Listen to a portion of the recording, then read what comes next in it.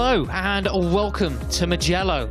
It is round 3, 4 of the MotoGP World Cup in 2022.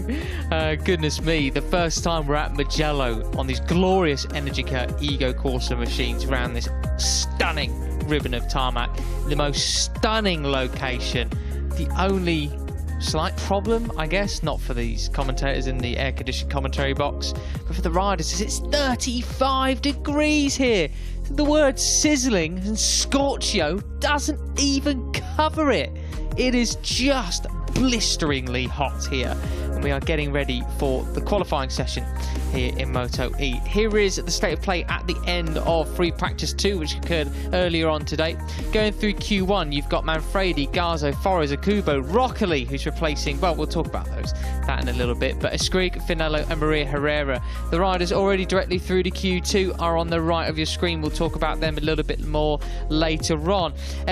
Coming into this weekend, big question marks. Well, was Jordi Torres going to be fit to ride here in Mugello? And would Bradley Smith be fit to ride here in Mugello? Well, as you can't see their names on the screen, the answer is no, unfortunately. Massimo Roccoli, he's 37 years old, 6-time Italian Supersport champion from Rimini, a previous experience in the World Championship with a singular wildcard in Moto2 back in 2012. He is replacing Jordi Torres, a very much last-minute call-up for the Pons 40 squad, and Bradley Smith replaced once again by Andrea Mantovani, who got P9 and P11 in the races back in Le Mans. Bradley was here on Thursday to have his medical check. He was quite confident. He seemed confident that he was ready to be here, but they declared him unfit once again after his crash he had at the Le Mans 24-hour on the start line, unfortunately. So we wish both him and Jordi Torres well. Neil Morrison, very warm welcome to the box. Moto E getting underway. We've got obviously Fran Wild down in pit lane, but Fran, I would totally understand if you don't be, if you aren't chipping in too much, because it is unbelievably hot down there. Neil, what do you make of this qualifying session ahead of us? Yeah, it's going to be interesting, Matt. Certainly, because of the track conditions that we have, it's scorching, as you said, 35 degrees, I think, ambient temperature, and that looks as though it could be a contrast to what we might have for the race on both Saturday and Sunday. But we know from previous experience just how crucial qualifying is in this Moto E category, and how cool is it to see these bikes at Mugello. Really excited to see some of the shapes, some of the lines that they take around this fantastic track. Yeah, absolutely, and plenty of umbrellas all around. Fran, what are you making of this section ahead? I was just going to say thank you so much for reminding me so many times quite how warm it is. It really is scorching down here in pit lane. It's beautiful, of course, as Mugello always is, but especially in the bright sun. But yeah, it definitely could be an interesting weekend with different conditions on the horizon, like you say.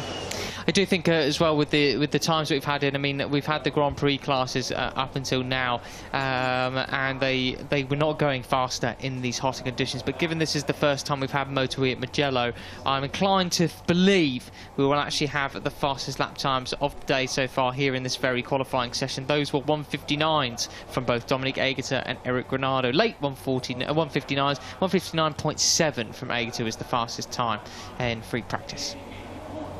And if you want to know just how hot it is, look at the expression there of Chaffee Carlos. That's a man that's struggling a little bit in this heat. And he's from Andorra. He's not even from somewhere like Northern Ireland, where I'm from. And he's struggling in this heat. So that gives an indication of just how hot it is. Of course, we've got Q1 coming up first, 10-minute session in, well, the rejigged Moto E qualifying for 2022. Then we have Q2. After that, the top 8 from the combined free practice sessions, they go into Q2 automatically, and that leaves us with 10 riders in this session, and the 2 fastest ones will then qualify and join the other 8 in Q2. So that's how this operates this year, and we're going to pass down to Fran because she's managed to grab hold of Nicolo Canepa, who will be showing up in Q2 a little bit later. Fran. Hello, yes, exactly. So, Nicolo, you seemed to take a step forward in Le Mans, and it seems to have very much continued here in Mugello. Some great laps today, and you're well in the Q2 bracket. How is it on this track with the Moto E machine? Completely new experience for you guys this weekend. Yeah, I'm really happy to be again in top 5, and wow, to ride in Mugello is always a pleasure. It's always amazing, and in the Moto E is amazing as well. So it's really good fun. Now the temperature are a little bit extreme, so we have to see the grip condition how will be, because it's going to be a difficult qualifying session. I think it will. Like you said, extreme is the word. In the press conference, you said Casanova Cervelli was a place you're excited to take on this bike. Does it live up to what you wanted from it? Yeah, absolutely. Casanova Cervelli and Arrabbiata are amazing and breathtaking with this Moto E bike as well. Thanks very much, Nicolo. Best of luck in Q2. Thank you. Bye. Yeah, thanks very much, Fran. Thanks to Nicolo Canepa, of course, a debut podium finisher last time out in the second race at Le Mans. He comes here in some great form, and well, I'm sure he will be aiming to put it on the box again tomorrow at his home race. So the names you can see on the left of your screen, they were basically 9th, 10th, and then 11th, 12th, 13th, and so on in the combined free practice times. So those 10 names, they'll be duking it out for the top 2 spots in this session to get through to Q2. There is Jordi Torres' replacement for the weekend, Massimo Roccoli, taking to the track here in Mugello at a Grand Prix event for the second time in his career, according to his Wikipedia page, and a fairly short amount of time, so I should do a bit of research, to be honest. But that was a wild card back in 2012, as I mentioned, on a bimotor no less, and sadly he didn't finish the race. But hopefully this will be a much more successful for him here, for the 37-year-old. Yeah, absolutely. Veteran Italian. Obviously a pretty handy World Supersport rider back in his day as well. It was Roccoli, so plenty of experience around this Mugello track as well. I heard, Matt, that even someone as nice and as friendly and as congenial as Jordi Torres was moved to swearing whenever he was passed unfit yesterday. He really was invested in being passed fit and riding in this round, but obviously, well, the doctors obviously know what they're doing, and it was a big crash and impact that Jordi took in that first race. I mean, his leg was run over twice. Yes, quite. So unfortunately we won't have the reigning champ here, and you would say that after 3 rounds at 6 races, it's going to be a big old ask for Jordi to retain that crown this year, isn't it? Yeah, unfortunately it is so soon into the actual 2022 series as well, understandably so. But you never know what can happen in this. I mean, things can change in the blink of an eye for everybody, or anybody. So yeah, we'll see on that front. This is Kevin Manfredi. It looks like a new helmet design for him this weekend as well. Xavi Forés had he looked like he had a good run out last week, and I think his results don't really reflect how much progress he seemed to make with the Moto E bike in Le Mans in general. Yeah, I don't think so. Forés had a difficult time at Jerez. We were a bit surprised that he wasn't quite up to speed. Certainly when I was speaking to some people that were present at the pre-season tests, they had Forés as a guy down to fight for podiums this year, maybe victories as well. He obviously has a real wealth of experience across many different disciplines in motorcycle racing, and I mean, that was a top World Superbike racer a couple of years ago. And yeah, it hasn't quite worked out for him so far, but you kind of feel once it does click, Forés will be a name featuring regularly towards the front. Obviously, Matt, he also had a bit of a surprise appearance in the World Superbike Championship last weekend, where he was a deputy rider. I think he was drafted in to ride a Ducati in place of Philip Oertel, who was injured on Saturday. Flat out then, isn't he? Yeah, because of course Moto E the very weekend before, just non-stop for him. I'm guessing he'll be looking forward to giving his arms a bit of a break then in that respect. Of course, he was one of the riders which had it coming together with Jordi Torres in that race one, which really scuppered his progress there. Forés came away with a 12th place in race 1 and a 13th place in race 2. Here is Alex Escrigg. Finished in the FP2 sessions down in 16th position back in Le Mans. Finished race 1 in 10th spot and race 2 in 12th. I think he's actually made a bit of progress as well. I guess he's probably being a little bit hampered here in Mugello with the top speed. Go ahead, Fran. Yeah, I was just going to say on Escrigg, obviously, there's two things. One is you don't really envy him coming into Moto E in the same position Fermin Aldeguer was in a year ago or just over. It's big shoes to fill that with Aldeguer now having been in Moto 2, fighting at the front, pole position, etc. Secondly, obviously, although already very experienced and with that stock 6 crown from last year, Mugello experience very much at a lower level for him. So I imagine there's so much to learn.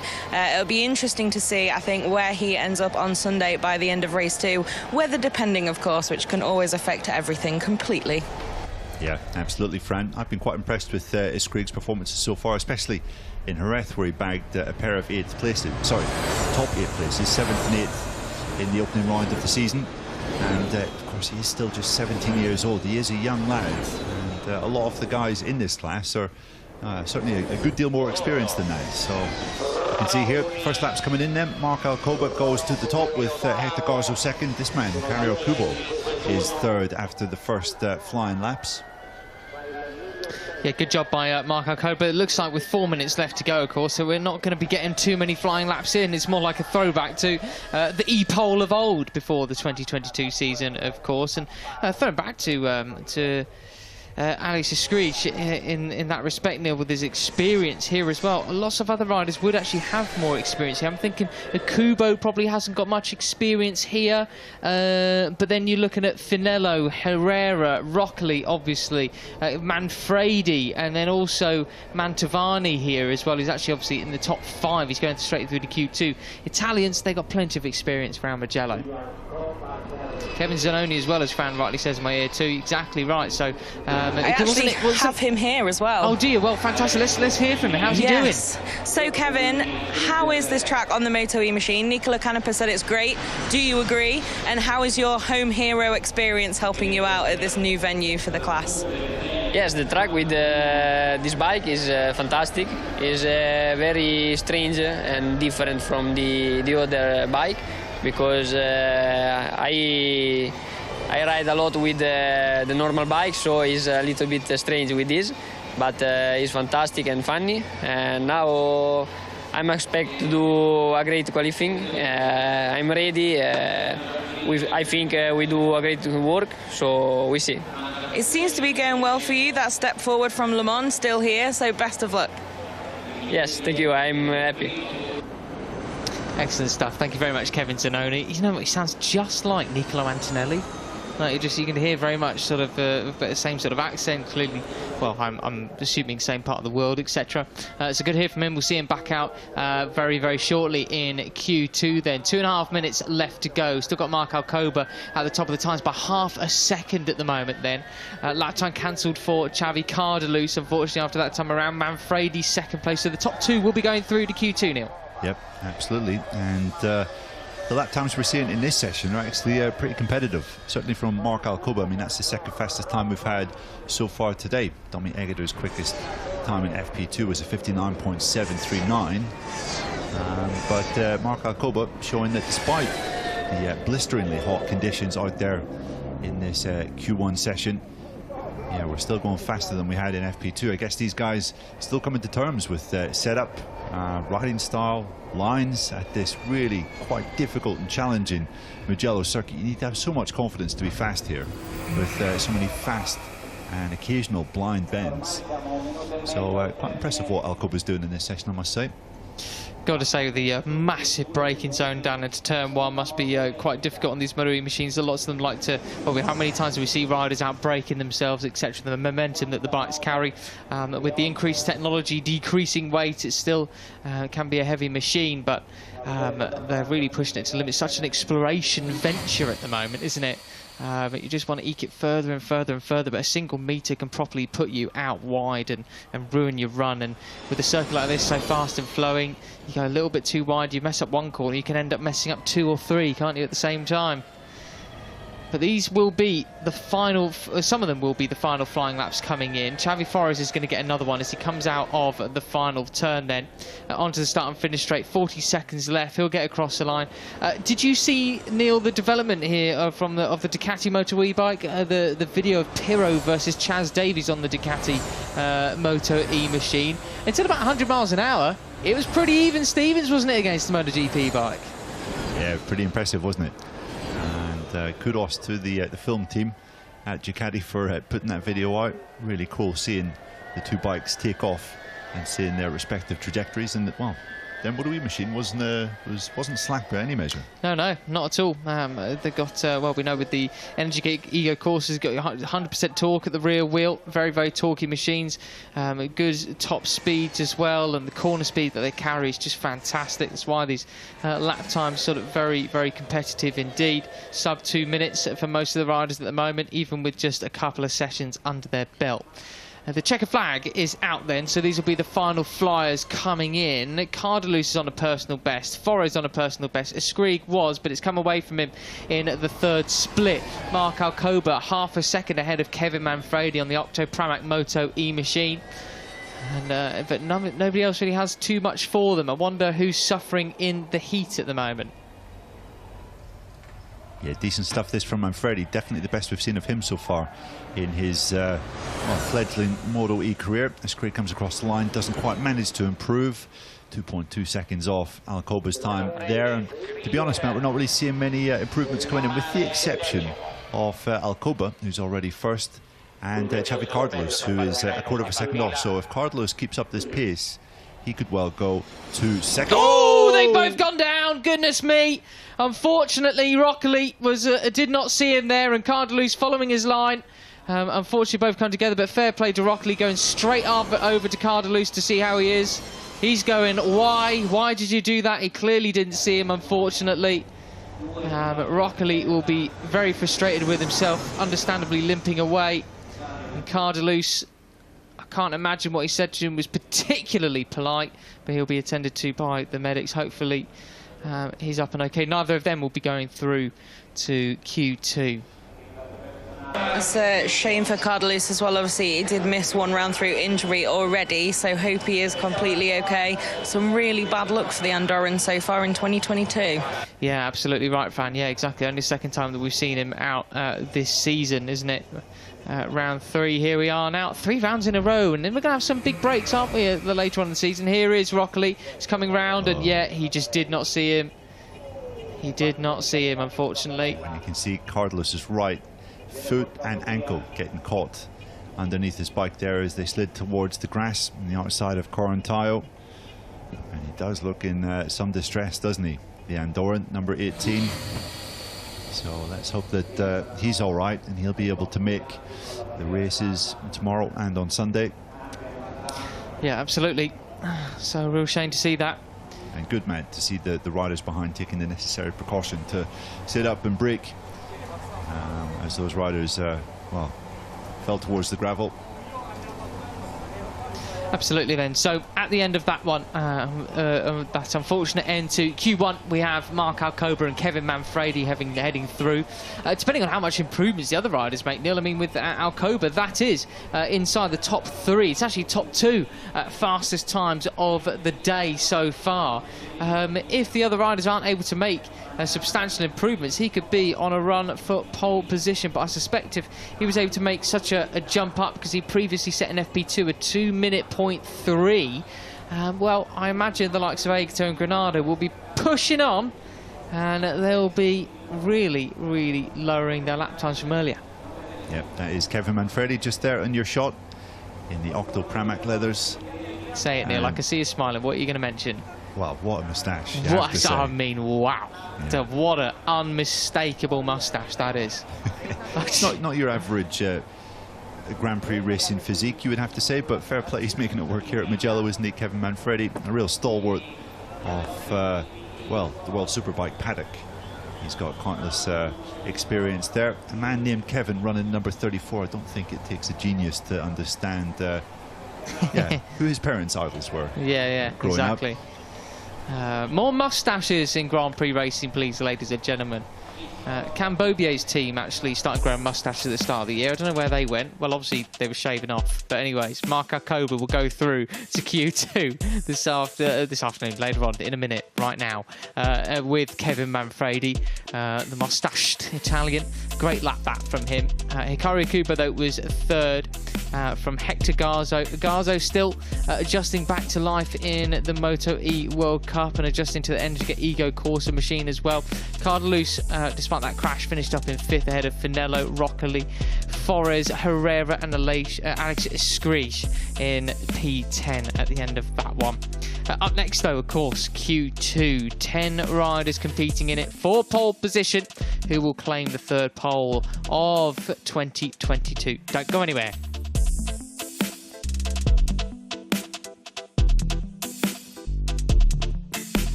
Well then, welcome back. Here it is then, Q2 Moto E, third round of the year.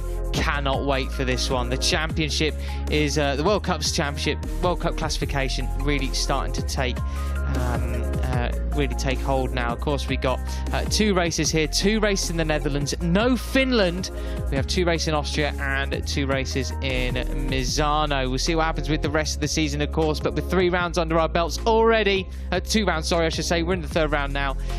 You cannot afford really many mistakes at all, can you? And qualifying being quite crucial. However, should probably stress, we've seen some great performances from a little bit further down the grid than we're used to seeing in Moto E. The racing has been so fierce, but the riders on the right of your screen here: Aegerter, Granado, Pons, Canepa, Mantovani, Zanoni, Casadei, Ferrari, Alcoba and Manfredi. Don't think so. Have we changed it? No. Well, there we go. Riders from Q1, Kubo and Garzo. No, they're not. They're not in this. Sorry, got really very confused there. That's wrong. They're not in it. Hikari Akubo and Hector Garzo are not in this session, ladies and gentlemen. You have that's completely thrown me. Manfredi and who else came through? Alcoba. Absolutely throwing me now. They are in this session in Q2. How odd. Anyways, the fight for pole. Cannot wait for this one. It was really good back in Le Mans, wasn't it? Very exciting indeed. And then we had, of course, Mattia Casadei, pole position. He converted it into a victory first time out. Second one, had a great battle royale with this rider here, Dominic Aegerter, getting his first victory since 2020 then, Neil. Yeah, absolutely. And it was a consummate performance from Domi, who reeled in long-time leader Mattia Casadei and timed his attack to perfection and defended really well in the closing corners. And Aegerter, with Eric Granado struggling at the French venue, made up some big ground in the championship. And well, with Torres out, you'd have to say the favourites at the moment are certainly one of either Granado and Aegerter. Or Casadei, Neil, I'd say, with having got that victory last time out as well. Canepa's got his first Moto E podium under his belt too. That was a really great performance from him last time out. The last race that we saw back in Le Mans really put a great move on Zanoni and defended it all the way to the line. Took it by what, just a 100th of a second. How about that from Kevin Zanoni? Really sensational stuff. I'm sure they will be fighting it back here in Mugello as well. Fran, what are you expecting from this session then? I was just going to add as well, Mattia Casadei reminded us in the pre-event press conference on Thursday, he did miss a round before due to COVID, and then he wasn't that far off taking a crown. So he was waiting for that race win for a while, but he has been a consistent consistent front runner, and so far this season, just that extra little margin that was lacking, he seems to have very much found to take that first victory in France. So yeah, definitely one to watch, I think, and it will definitely be interesting to see the likes of Canepa now they've got that first podium under their belt. Zanoni after such a quick weekend. Hikaru Kubo I caught up with just after Q1, who like we said, unfortunately that was an error on the screen. He won't be in this session, but it's the first ever time he's ridden at Mugello. Not only the first time he's raced here, the first ever time he's been round. So it's 20 minutes of track time is not that much before you're then starting to set up for qualifying and then going into Q1. Okay, well, both of you guys ganged up on me, and I will concede that Mattia Casadei is also a major player for the Crown. Yeah, Neil. But yeah, you're absolutely right. Had it not been for that, the collision, wasn't it, with Mikel Pons in the first race? I mean, since then, his record has been almost exemplary, with third, first and a second in the 3 subsequent races. So Casadei, number 27, just on your screen there. Yeah, count him very much in the mix. Yeah, really worth noting that, wasn't it? There he is, the number 27. This will mean a lot to him as well, coming out at a Grand Prix event at Mugello as well. He'll be absolutely relishing this, and also, of course, the races tomorrow. Interestingly, Hikaru Kubo, no experience at all around it, not even a track day. I did wonder about him when I was looking down the starting orders as well, because quite a lot of the newbies here in Moto2 are Italian. They will have experience here. I think it's given Manfredi a bit of an extra boost as well. Mantovani makes his life a lot easier coming in to replace Bradley Smith again here. So yes, good for them. Aegerter though, Neil, I did see him yesterday. I said, Domi, I hope you're on some good bonus money for your podiums and wins lately, because he has been on a roll, hasn't he? Yeah, not just in this championship, exactly, but World Supersport as well. He's been just racking up the points. As Domi, I saw some comments that he made, I think, in the previous World Superbike round, stating that getting into World Superbike next year is very much his target. It'd be difficult to argue with him if he doesn't, well, if he racks up another World Supersport triumph again this year. So nearly made it a double, of course, in 2021. With the MotoE World Cup, of course, going right the way down to the final lap of the final race. What was he, 3 corners away from possible glory, but for that controversial collision with Jordi Torres. Yeah, absolutely. Didn't he also have a podium in here in Moto2 many years ago, 2015? Yeah. Yes, exactly. So he does have a decent record here, does Aegerter. He's been absolutely, well, his gap over the rest in FP1 this morning was pretty significant, but Eric Granado got that down to, I think, 900ths of a second in FP2. Fran? I was just going to add a little bit to the Aegerter party that you were having there. It is impressive, isn't it, that he's just a quality rider in pretty much everything he tries his hand at. Even when he'd left Moto2 as a full-time rider, when he did a few replacement rides, he was back in the points straight away like he'd never been away. Obviously, Supersport, he's really ruling that at the moment. And then even like Suzuka and the other stuff that he's done, super impressive stuff. So, yeah, it's an interesting one this season with already getting that win. Maybe a change of mentality, more aggression. He always maintains that he attacks to 100%, but I think we can see the kind of balancing act sometimes more from the outside. Yeah, I think there's going to be a natural bit of conservation, isn't there? And because you are maybe, I mean, you're not unlikely in an actual race to be going around each corner and thinking before you make an overtaking move, oh, but what about my World Supersport Championship? But I guess you might just, there might be a very slight erring on the side of caution. I wouldn't be surprised, but hey, he certainly didn't show any of that last time out. It was full attack mode, wasn't it, for that victory in Le Mans? How impressive was that? We had 2 great races, didn't we, Neil? Yeah, super races that went right the way down to the last lap. And yeah, with a bit of variation in there as well. Obviously different names coming away with the victories. We've had 3 winners so far from the 4 races that we've had. Eric Granado, the only man to repeat a victory. I'd like to have a quick mention for this man here, number 9, Andrea Mantovani. I mean, he's now his 2nd round in succession stepping in for Bradley Smith. He actually set the fastest lap of the race, man, in the 2nd race at Le Mans. Wow, which is not too bad. He finished 9th and 11th there, which is pretty respectable. He was obviously in the championship last year, riding for Gresini, I think. And now as a substitute rider, but in these substitute appearances, doing a really good job. And for him to be 5th on the combined free practice standings, I mean, that's better than we ever saw from him last year. Yeah, exactly. He's really taken a step up here, hasn't he? He's doing a good job filling in for Smith, and an adequate teammate for Nicolo Canepa there. Just behind him on track now as they come across the line to start. Well, that was their first flying laps coming in. Yeah, apparently Mantovani was, as we see, Casadei goes fastest with Canepa a bit quicker than Mantovani. Canepa overtakes his teammate for the weekend into turn 1. Quickest time of the day already for Casadei with a 1:59.5. Granado sets also the second quickest lap of the day as well. Really good stuff from them both there. Yeah, absolutely. And Kevin Zanoni repeating his good form from Le Mans after his earlier conversation with Fran. He was 3rd, been shuffled back down to 5th now, thanks to Ferrari and Egerter improving. Yeah, for Egerter, so, well, we've got 1:59s in the first 4 riders then already after the first sets of flying laps. So the pace is as hot as is the temperature outside as well. Ferrari put a good lap in there as well. He would love to get a win on home turf, wasn't he? He was doing some interviews, sorry for a little bit of a spoiler, but he was doing some interviews throughout the paddock yesterday. He took a camera with him and he even interviewed me about World Sustainability Day and things like that. So I'm sure we'll be catching that on various social media platforms. Keep an eye out on MotoGP for that one coming up very soon, I'm sure.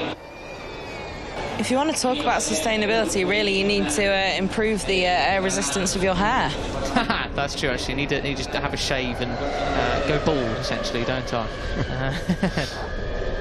Yeah, that's a thought I don't want to entertain, to be honest, Matt. But these are good lap times coming in from this little triplet of riders. Canepa leading the way with Casadei losing out just a little bit through sector number 3. But I think Eric Granado and Domi Egerter are the men that we really need to view.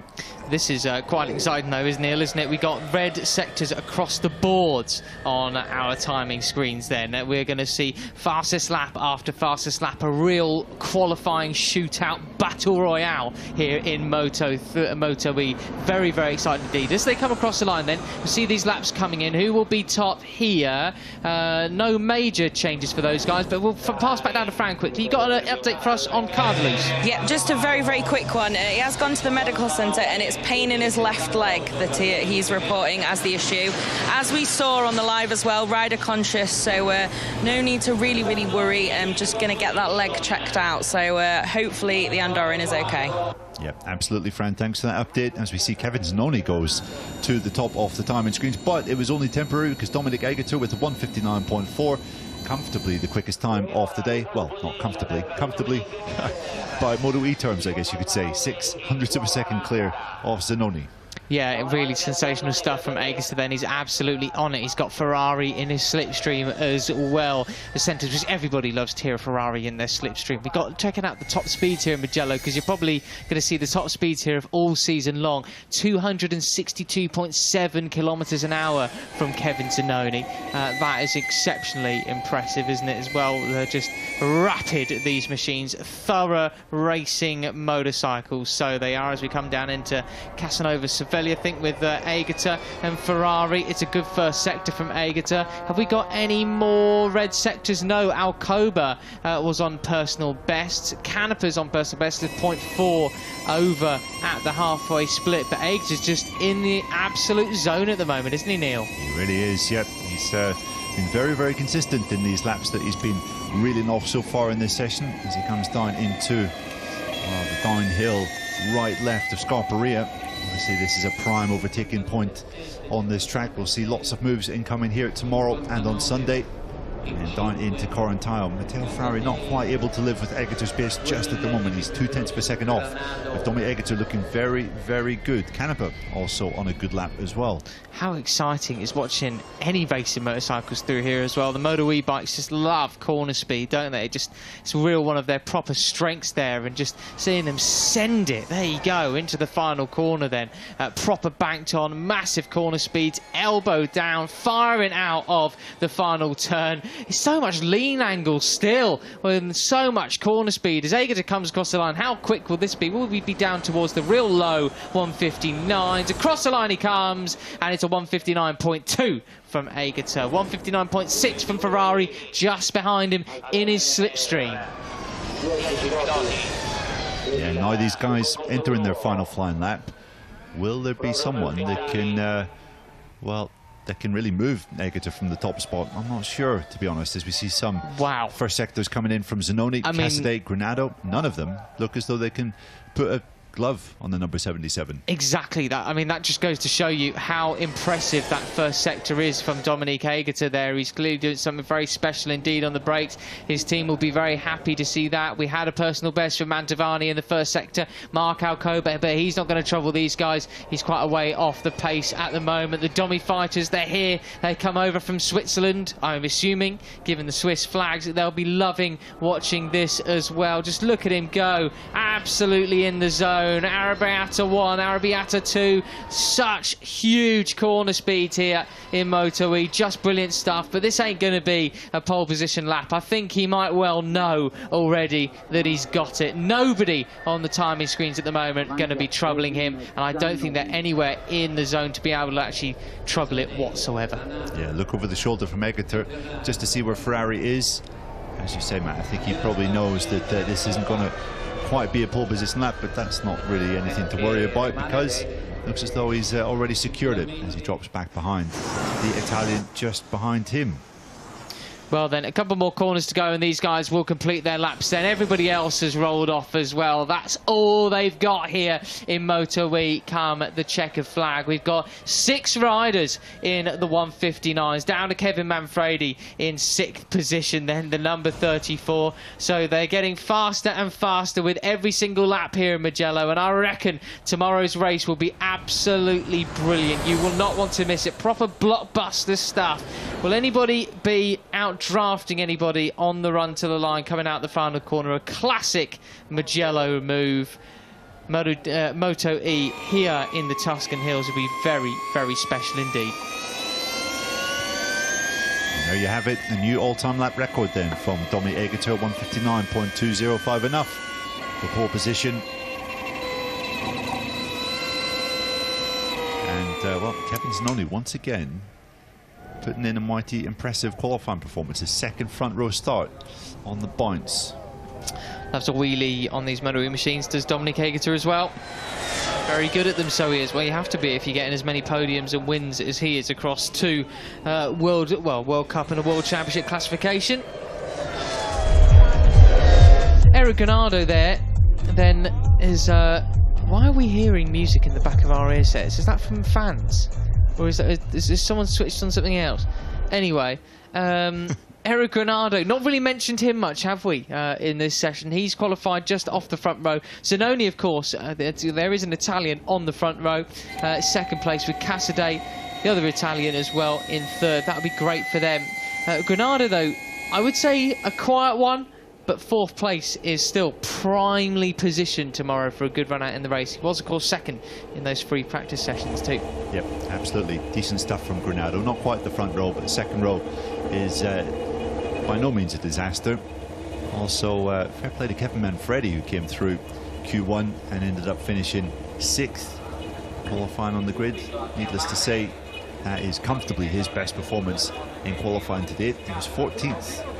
At Jerez, 17th at Le Mans, so 6th place, a massive jump for him, putting his track experience to really good use. One man that might be a little perplexed is this man's teammate, Mikel Pons, who was showing pretty well through free practice. He was 3rd in the combined free practice standings, but Mikel Pons will be starting tomorrow's race in the middle of the 3rd row in 8th. Eric Granado heading back to the Moto E pits then, past the riders' motorhomes. And there is Kevin Zanoni down with Marco Granda as crew chief, and also Paolo Simoncelli, team boss, team owner, in part Ferme then. A well-earned front row for him at his home race tomorrow. He's got plenty of experience around here, he was Italian Moto 3 champion a few years ago, wasn't he, with the Cressini squad. So Zanoni, he knows his way around here like the back of his hand, as pretty much all Italian riders do. Casadei as well.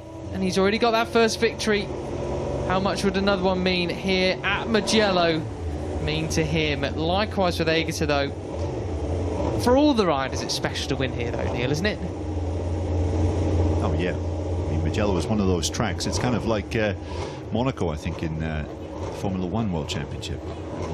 Yeah, you win a race at Mugello, it's almost like worth double. Yeah. big weekend this as well, isn't it? Of course, with Mugello, the blue ribbon event of MotoGP, Monaco, the blue ribbon event of F1, and the Indy 500 on as well. I mean, a blockbuster weekend in motorsport. It really, really is. There is Aegerter into Parc Ferme then, greeted by his team. Job done for him today, and now to get out of those extremely hot black leathers, I suspect. You would be wanting to get out of that as quickly as possible. Goodness gracious me. Yeah, big hug with Patrick Molina, his crew chief, formerly working alongside the likes of Jonas Folger in that Intact GP garage. He was working alongside Tony Arbolino last year, was Patrick. Now full-time in Moto E. Casadei, once again, looking pretty strong. Here you have to count him in the mix, don't you? Now on a regular basis. Yeah, I'd say with Casadei, he's sort of carrying himself a little bit more confidently. He's always been there or thereabouts. He's got a natural air of confidence about him. But that win really would have given him that extra boost, won't it? To just, that's that confirmation. I can do it. I am here. I am a contender now. I can take on these guys. I can. Well, he said to Fran already in the pre-event press conference, he can remind people he was close. He missed a couple of races last year, a race last year with COVID. But this year, well, he's here and ready for it. Showing he can really do it. Yeah, Casadei, that's his third straight front row start in the Moto E World Cup this year. So 3 front rows from 3 for him. And well, we're going to talk to him right now because he's down in Parc Ferme with Fran. So yeah, it's 3 in a row now, always on the front row in 2022. You seem to have taken that real step forward. It's still going on a beautiful day at Mugello. How does that feel? Fantastic. Very good. This morning I feel comfortable. I push, but I don't do a very good lap. But I feel good with the bike. But we have to try something for this Q2, and is working well, this new modification on the bike, and this is very good for tomorrow. We start in P3, front row, perfect. Good job from the team, and I'm very happy. Congrats. Thank you. Well then, Mattia Casadei, great stuff from him then. I'm happy to see him so chuffed with his result here on home turf. Look at that, 3 Italians in a row there in qualifying. They worked rather well together, didn't they? Canepa, Mantovani and Casadei as well. What a shot that is. Just stunning stuff from Mugello. Yeah, just what a circuit this is. You can't not love it. We'll be hearing in a moment then from Kevin Zannoni. Front row for him on Italian soil as well at a Grand Prix event. How does that feel? We spoke to him before, we'll speak to him again. How is he feeling, Fran? We already spoke to you before, now we're speaking to you again because, as you said, you'll do a good qualifying. You did. Congratulations, 2nd place at Mugello. How does it feel?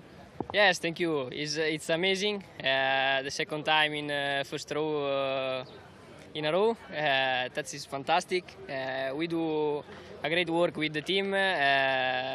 From Le Mans we did a great step, and now I'm very happy for this.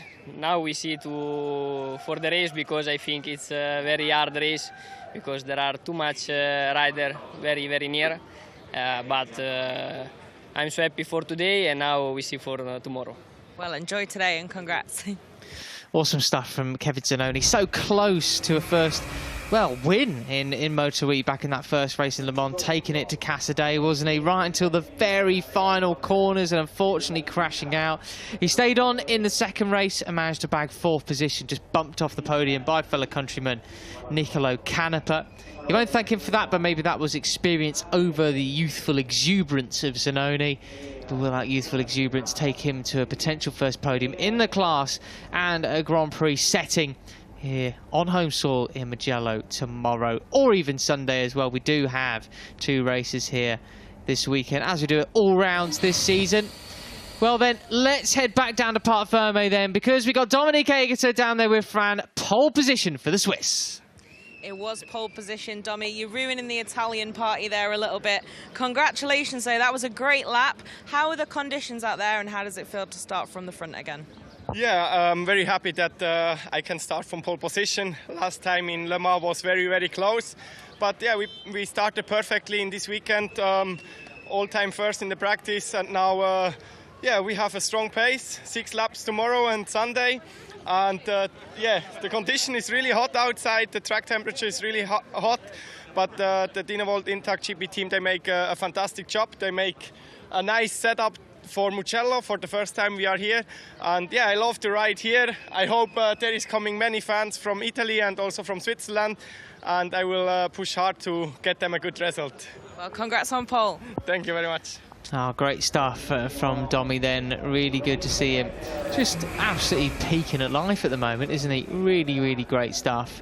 And as he rightly pointed out as well, he only missed out on pole position last time out in Le Mans by 1/1000th of a second. The 3-digit decimal points that we have here in the timing systems in the MotoGP World Championship. That is as close as it can actually get to separate two riders. So these are then the final results. A little bit more than that for Dominic Aegerter this time around. Over a quarter of a second separates him and Kevin Zanoni. Mattia Casadei filling out the front row. Heading the second row tomorrow, though, and Sunday we'll have Eric Granado from Ferrari and Manfredi. Nicolo Canepa, Mikel Pont and Andrea Mantovani will be your third row. Row 4 will be Mark Alcoba, Hikari Akubo and Hector Garzo. Then Xavi Cardalus, Alessio Finello and Massimo Roccoli, with Tavi Flores, Maria Herrera and Alex Escrigg down there in 18th position. The 6 rows we have in Moto E this season. So that's it from Moto E and also Friday's action here today at the MotoGP World Championship from Mugello. Join us tomorrow because we have the FP3 sessions coming up in the morning, qualifying's in the afternoon, and then of course race 1 in Moto E. Dominic Aegerter starting from pole position. Join us then. Have a fantastic Friday evening. We're going to have some pizza. Bye.